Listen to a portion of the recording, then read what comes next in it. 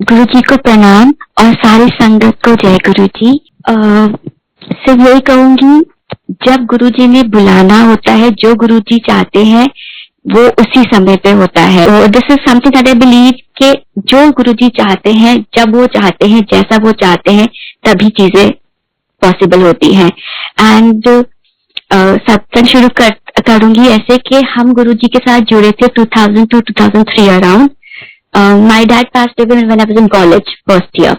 उसके बाद my mom और she had to start, मतलब वो हाउसवाइफ थी हमेशा से, but then she had to take over and she started. तो उनकी फ्रेंड ने उनको बताया था गुरुजी के बारे में, और हम जब वो पहली बार गई तो उन्होंने बताया, आके अपना एक्सपीरियंस शेयर किया कि गुड़िया बहुत आनंद आया था, बहुत शांति, कि तुम साथ चलना। ठीक है, बच्ची थी मैं, मुझे भी ज्यादा कुछ ऐसे पता नहीं था, पर हाँ क्योंकि मम्मा ने शेयर किया था तो मैंने कहा ठीक है चलूंगी, और मैं जाना शुरू किया। जब हम किसी को ऐसे स्वरूप में देखते हैं, जैसे मतलब ह्यूमन फॉर्म में, हमने गुरु जी को जब देखा था तो एक देखा था कि कोई हाँ इंसान है, ऐसे ही देखा था। तो उनको हम उस समय ऐसे ही देखते थे और वही समझते थे। ठीक, मतलब जब वहां जाते थे, सब लोग अपने सत्संग शेयर करते थे, तो लगता था कि हाँ कुछ तो पावर है, शांति बहुत मिलती थी। बट उस समय ये नहीं पता था कि ये इंसान नहीं है, ये भगवान है, ये साक्षात भगवान है। तब नहीं पता था, ऑनेस्टली बोलूंगी, ऐसे नहीं लगा था। वो रियलाइजेशन, वो चीज रियलाइज होने के लिए कि ये भगवान है, बहुत बहुत टाइम लगा, बहुत टाइम लगा। गुरुजी को, जैसे गुरुजी बोलते थे कि बाहर जूते और दिमाग बाहर छोड़ के आया करो। जूते बाहर छोड़ते थे पर दिमाग साथ में लेके जाती थी, इसीलिए इतना टाइम लगा। अगर दिमाग पहले ही छोड़ा होता तो आई एम श्योर वो जल्दी रियलाइजेशन हुआ था। नेवरदलेस जब गुरुजी ने चाहा वो तभी होता है, और धीरे धीरे पता चल गया कि नहीं, ये एक कोई साधारण इंसान नहीं है, ये भगवान है। ये भगवान है जिनके सामने हमने माथा टेका, जिनको हमने टच किया। और अब भी सच बताऊं, कई बार ऐसा लगता है कि क्यों उस समय गुरुजी से ये सब नहीं बोल पाई, क्यों नहीं बोल पाई। जब गुरुजी ने चोला छोड़ा था तब लगा था कि अब क्या होगा। कुछ भी होता था, लगता था मंदिर जाएंगे और गुरुजी को वहीं पीछे बैठ के बता दूंगी जो भी होगा। जब गुरुजी ने चोला छोड़ा था तब लगा था कि यार अब क्या करेंगे, अब कौन है, अब तो कोई भी नहीं है। धीरे धीरे लगा कि जरूरत ही नहीं है, अब तो गुरुजी सबके साथ हैं, सबके पास हैं। जब चाहो जहां बैठे ही कनेक्शन की जरूरत है, and that's about it. Belief की जरूरत है, कनेक्शन की जरूरत है। वो सब सुन रहे हैं, वो सब टाइम हमारे पास है। हमारी छोटी से छोटी जो जिद होती है, चीजें होती हैं, बड़ी से बड़ी प्रॉब्लम, वो सब सुन रहे हैं, वो सब चीजों को सॉल्व करते हैं। जब उनको लगता है हमें स्ट्रेंथ देनी है, गिव्स अस टाइम, और हमें स्ट्रॉन्ग बना के उस चीज को सॉल्व करते हैं। कई चीजें होती हैं वो फट से कर देते हैं। उनको पता है किस टाइम पे हमें क्या चाहिए, अकॉर्डिंगली वो हमें देते हैं। ठीक है, अपना सत्संग जैसे मैंने शेयर किया, डैड नहीं थे, I was doing my DLED। जब मेरा खत्म हुआ, गुरुजी की ब्लेसिंग से एक अच्छे स्कूल में मुझे जॉब मिल गई और मैं वहां पे करने लगी। बचपन से एक ख्वाहिश थी कि बहुत पढ़ूं, पढ़ने का शौक था कि पढ़ूं बहुत। ऐसा कुछ बहुत बनना कुछ नहीं था, पर था कि हाँ पढ़ना बहुत है। पर जब जॉब स्टार्ट करनी पड़ी तो लगा कि अब कैसे होगा। बट ट्रस्ट मी, गुरुजी को पता था मुझे क्या चाहिए। जॉब के साथ साथ उन्होंने मेरी पढ़ाई करवाई, मैंने अपनी मास्टर्स करी। फिर कुछ साल बीते, लगा कुछ और करूं, फिर थोड़ी और पढ़ाई की। फिर लगा कि नहीं, कुछ गुरुजी ने जरिया बनाया, ऐसा बनाया कि दिल्ली यूनिवर्सिटी से मुझे एमफिल करने का मौका मिला। और मैं सच बताऊंगी, जिस बुक में से मैं पढ़ रही थी वैसे लाइक अ हेल्प बुक, क्योंकि when you do something from open university से आप करते हो तो उस तरह का आपको एक्सपोजर नहीं मिलता। मैंने जिस यूनिवर्सिटी से किया था मास्टर्स इन सोशल वर्क, वो तब वहां स्टार्ट हुआ था, तो मुझे ज्यादा नहीं पता था। एग्जाम्स क्लियर किए थे बुक्स पढ़ के, कंटैक्ट क्लासेस अटेंड करके, और वो किया था। बिल्कुल उम्मीद नहीं थी कि दिल्ली यूनिवर्सिटी जैसी इंस्टीट्यूट में मुझे एडमिशन मिलेगा। ट्रस्ट मी, मैंने इंटरव्यू में बताया, उन्होंने मुझे पूछा कौन सी बुक्स पढ़ते हो, मैंने बताया मैंने ये बुक पढ़ी है। And after I clear the interview and all, मेरा एडमिशन हुआ तो एक बार फ्रेंड्स से मैं बात कर रहे थे कि ऐसे ऐसे इंटरव्यू में क्या क्या पूछा, मैंने बोला ये पूछा था, मैंने बताया मैंने ये बुक पढ़ी है, and they were like what are you talking, I mean did you name that book in front of all the faculty members? I said हाँ, क्योंकि मैंने यही पढ़ी है.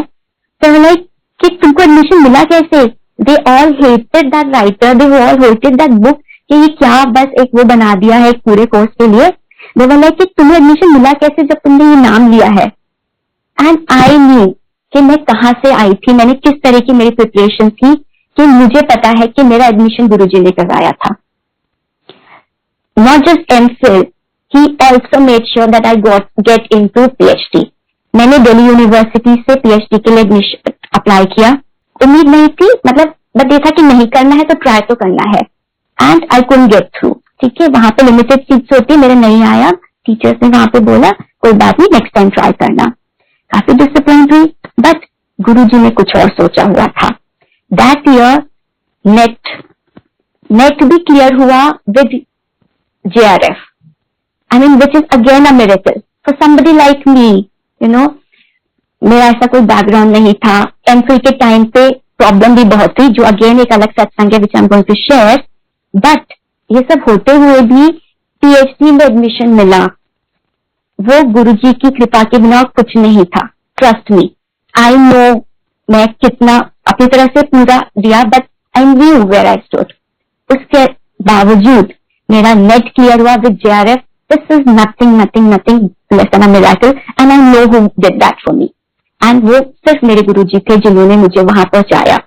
उसकी वजह say that year when I wanted that admission, वो मेरा एडमिशन हुआ उसमें. अच्छा, जब मैं एमफिल कर रही थी, ये तो गुरुजी ने जो मैं चाहती थी धीरे धीरे से वो सब मुझे दिया. जब मैं एमफिल कर रही थी तब मेरी मॉम को कैंसर डायग्नोस हुआ.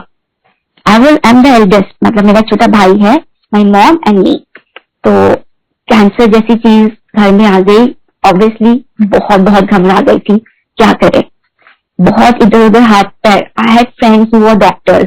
इधर उनकी हेल्प से हम यहाँ मेहरौली में रहते थे, तो मेरी फ्रेंड किसी कैंसर इंस्टीट्यूट जो दिलशाद गार्डन है उसके पास उसका हॉस्पिटल था. शी टोल्ड मी वो वहां करवाएगी. ठीक है, स्टार्ट हुआ किसी तरह से.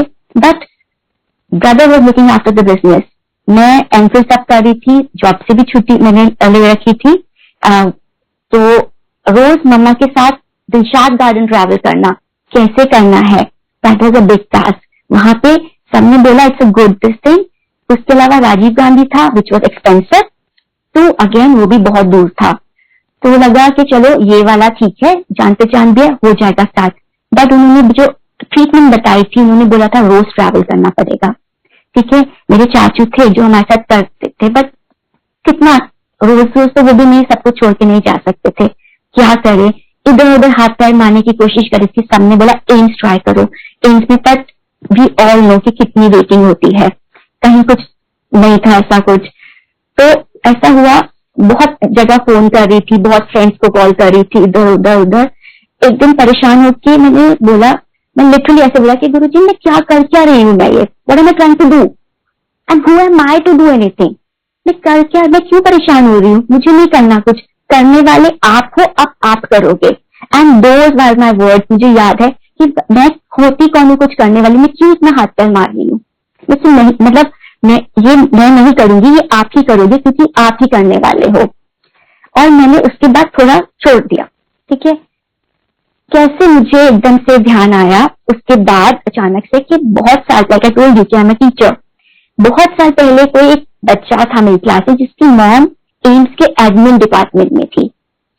तो अचानक से मुझे याद आता है कि ओ यस, युविका की मॉम एम्स में थी. उन्होंने कहा था मैम कभी भी कुछ हेल्प हो आप बताना.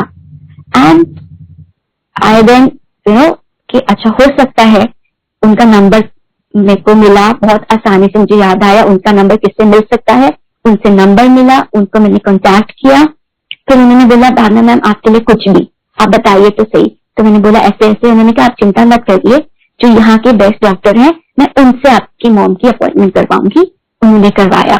फिर क्वालिटी डिपार्टमेंट में समहाउ वहां पे भी एक फ्रेंड थे, उनके थ्रू हुआ. And then the entire process वो इतनी जल्दी स्टार्ट हो गया. एक के बाद एक चीज जो पहले बहुत मुश्किल लग रही थी वो अचानक से कोई ना कोई जुड़ता गया, कोई ना कोई गुरुजी किसी न किसी को भेजते गए और तो पूरा प्रोसेस इतना इजी हो गया। मतलब आप मानेंगे नहीं, हर मंडे मम्मा को कीमो होती थी। Okay, rest of the days radiation होती थी, हर मंडे मम्मा को कीमो होती थी और हर कीमो के बाद हम मंडे को गुरुजी के मंदिर जाया करते थे। किसी न किसी को गुरुजी जरूर भेजते थे कि हम मंडे को आफ्टर कीमो, एम्स में कीमो के बाद पूरा दिन स्पेंड करने के बाद हम जब तक मम्मा की ट्रीटमेंट चली, हर कीमो के बाद गुरुजी का मत्था टेकने मंदिर जरूर जाया करते थे। और हमें कोई ना कोई ऐसे लोग मिलते गए। हम आई स्टिल बिलीव जो मम्मा के उस समय डॉक्टर थे, he was a junior doctor resident that time, okay, but वो गुरुजी ने उनको भेजा था और हम उनको बोलते थे हर प्रॉब्लम में। वो मम्मा को इमोशनली भी सपोर्ट करते थे, बहुत समझाते थे, क्योंकि वो being a single mother she was very very scared कि मुझे कुछ हो गया तो मेरे बच्चे रुल जाएंगे, उनको हमेशा लगता था। तो वो डॉक्टर उनको समझाते भी थे और कैसे, और हमने उनको ये बोला था कि आपको हमारे गुरुजी ने भेजा है एंड गुरुजी आपको जरूर ब्लेस करेंगे। जिस तरह से उन्होंने हर चीज में मम्मा का साथ दिया और अब वो एक बहुत बड़े डॉक्टर हैं, बहुत बड़े हॉस्पिटल में, it is a very good position and we always there in our prayers and we believe कि गुरुजी ने ही उनको भेजा था और वो जिस ऊंचाई पे पहुंचे हैं, इट्स ऑल गुरुजीज ब्लेसिंग। सो इस तरह से एक बहुत बड़ी प्रॉब्लम जो हमारे लिए वाज नॉट इजी, वो गुरुजी ने एक के बाद एक ऐसा रास्ता बनाया जो बिल्कुल बहुत आसानी से, जिस तरह से हम सोच रहे थे, गुरुजी ने उसको बहुत आसान कर दिया हमारे लिए। और पूरा ट्रीटमेंट के बाद मम्मा ठीक है, और इट्स बीन नाउ 10 इयर्स हो गए मम्मा को। That was in 2010 it was diagnosed और अब 10 इयर्स हो चुके हैं and by Guruji's blessing, by Guruji's grace, she is all fine. और अभी वो मंडे को डिग्री भी होके आई है। सो that is Guruji's blessing and nothing else. उसके बाद जैसे मैंने बताया कि जब एमफिल हो रहा था, देन आई गॉट मैरिड, फिर मेरा बेटा हुआ पीएचडी के टाइम पे भी साथ में। तब ऑब्वियसली कुछ ना कुछ प्रॉब्लम चलती रहती है, कुछ ना कुछ हो रहा था, परेशान थी आफ्टर डिलीवरी एंड ऑल। तो एक दिन लाइक कि गुरुजी कहाँ फंसा दिया ये आपने, मतलब क्यों, बहुत परेशान थी जब डिलीवरी के बाद। तो गुरुजी रात में तो सोई तो गुरुजी दर्शन देते हैं और मुझे बोलते हैं फॉर माय सन कि ये मेरा पुत्र है, इसका ख्याल रखी। और उसके बाद I said okay, I am so sorry Guruji कि अब मैं ऐसे नहीं बोलूंगी, क्योंकि आपने दिया है मुझे जो ब्लेसिंग दी है उसके लिए मैं ऐसे नहीं बोलूंगी, क्योंकि तब मैं बहुत परेशान होती थी उन दिनों। ये रात को बिल्कुल नहीं सोता था, मैं बहुत इरिटेटेड होती थी, बहुत फिजिकली वीक भी थी।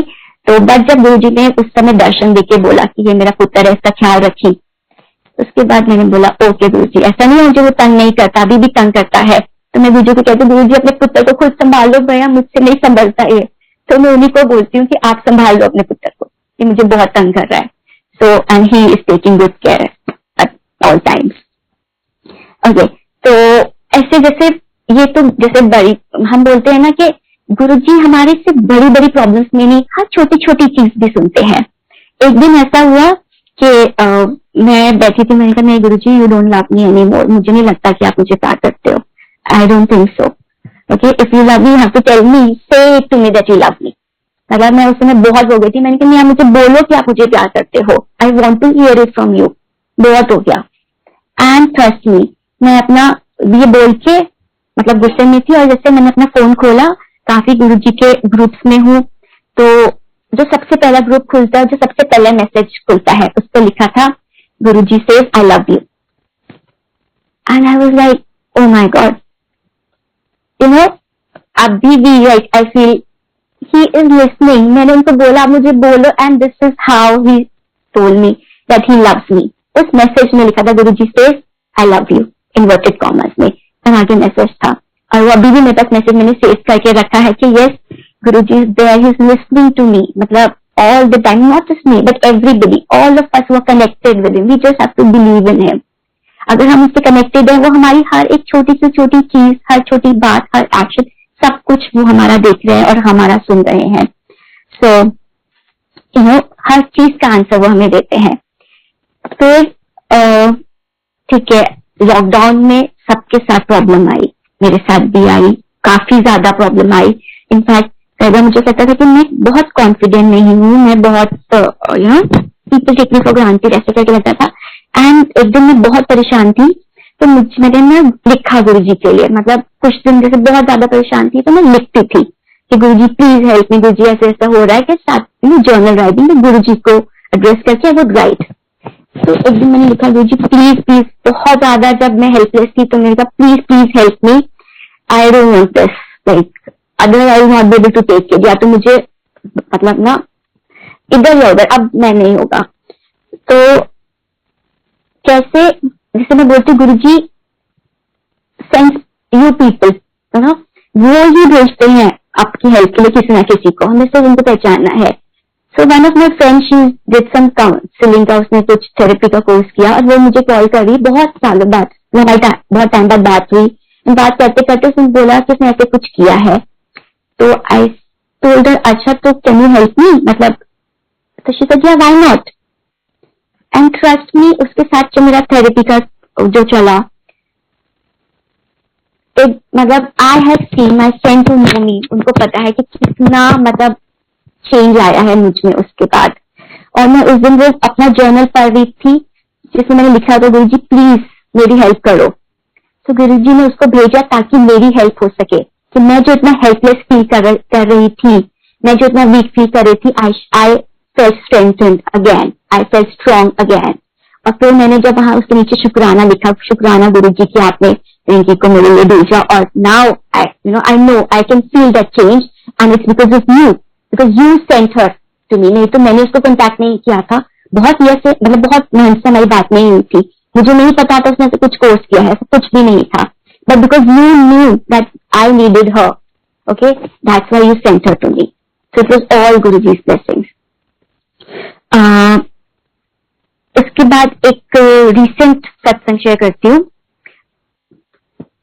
पूरे लॉकडाउन के टाइम में ऑब्वियसली कहीं सत्संग तो नहीं जा पा रहे थे, अभी तक मंदिर भी नहीं जा पाई हूँ, तो मेरी बहुत क्लोज फ्रेंड एक सिस्टर के घर में सत्संग था, थोड़ी गैदरिंग थी, तो आई वॉज वेरी एक्साइटेड कि यस फाइनली मैं गुरु जी सत्संग अटेंड करूंगी, बहुत एक्साइटेड।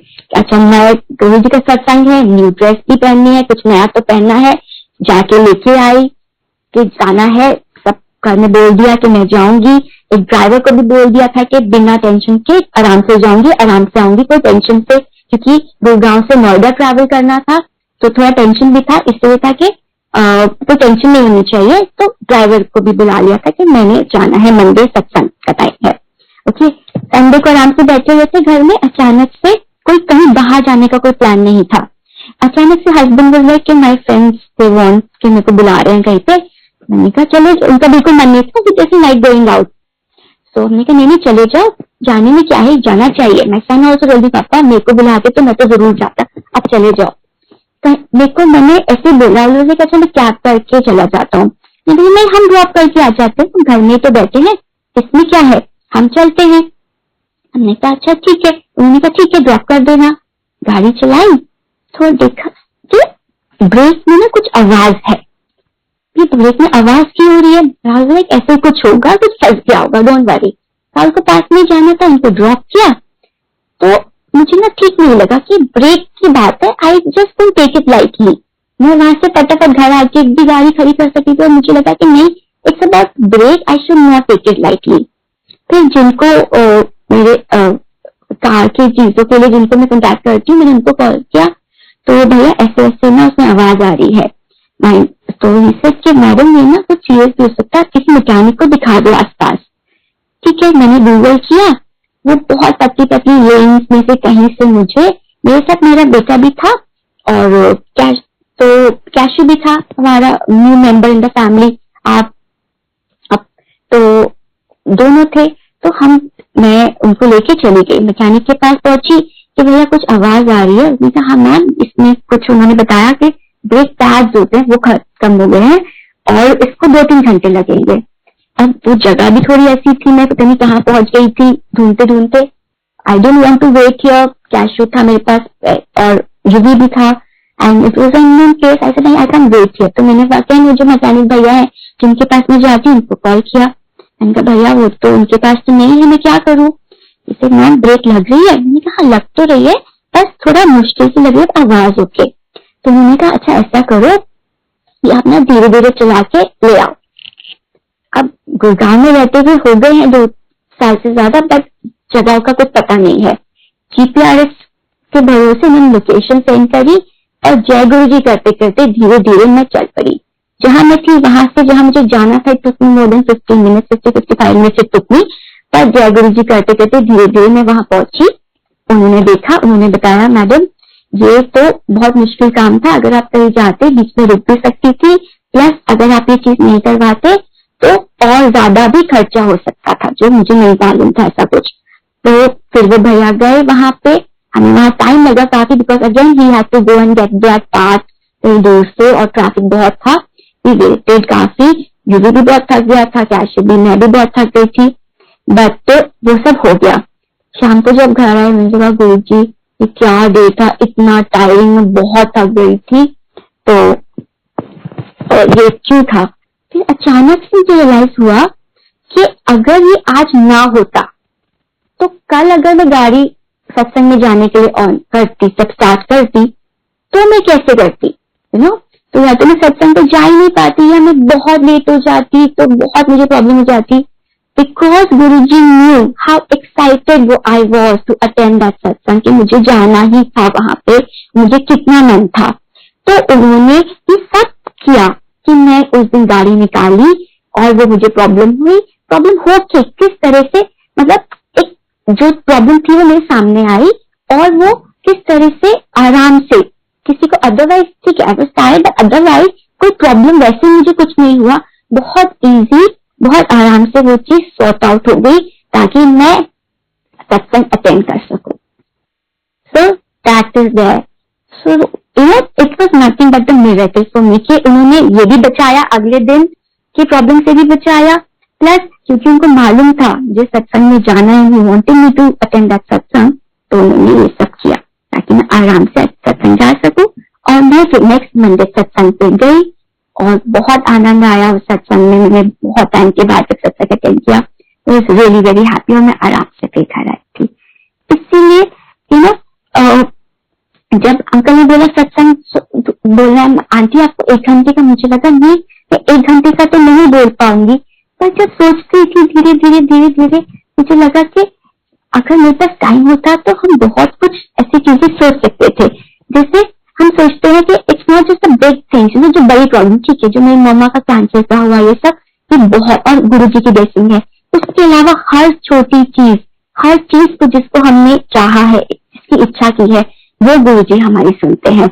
मुझे अभी बैठे बैठे से मैं सोची थी तो मुझे याद आया, जब हम इनिशियली बड़े मंदिर जाया करते थे, मंडेज को वो खुलता था और हम प्रसाद लेके जाते थे। एक दिन मैंने मम्मा को बोला मम्मा आज ना केक प्रसाद लेके जाते हैं। मम्मा ने कहा नहीं बच्चे अलाउड नहीं होता, दूध लेके जाना होता है, या समोसा प्रसाद या लड्डू प्रसाद ऐसे हम ना कुछ नहीं लेके जाते। तो मैंने कहा नहीं मम्मा ले जाते हैं ना, कोई बात नहीं, जैसे नहीं दूध लेके जाएंगे। तो तब बड़े मंदिर में प्रसाद ऐसे रहना अलाउड होता था। ठीक है, हम उनका ले गए। जब वहां पहुंचे, वहां पे कोई आंटी वहां पे प्रसाद में उस दिन कोई केक लेके आया हुआ था। मम्मा वो लाइक देखते तो खाना था ना केक, तो एक दिया गुरु जी ने केक, तो वो मुझे अभी याद आया, जबकि वो बहुत पुरानी ऐसा चीज थी। But it's like I said कि हर छोटी से छोटी चीज को गुरु जी सुनते हैं, और उनको पता है हमें क्या चाहिए, और सबसे ज्यादा हमारे लिए क्या अच्छा है ये उनको पता है। That's the thing.